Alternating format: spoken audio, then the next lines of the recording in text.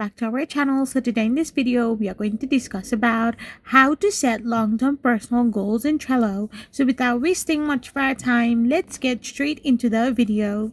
So if you want to set long-term personal goals in Trello, all you gotta do is simply go to Trello, and once you're in your Trello, you need to create a dedicated board.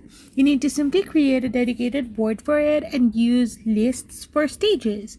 Example, ideas, in progress, or done. And now you need to make each major goal a card. You need to break it down into actionable checklists for mini goals and tasks, leveraging labels, due dates, and power-ups like timeline for visual tracking as well. You need to simply start with the bigger picture, work backward, and add details like steps and resources within each card to make them manageable. So, if you're going to do this, you will be able to set long-term personal goals in Trello. I hope you found this video helpful, so don't forget to hit that subscribe button and do give us a thumbs up. We will be back again with more informative videos. Thank you for watching.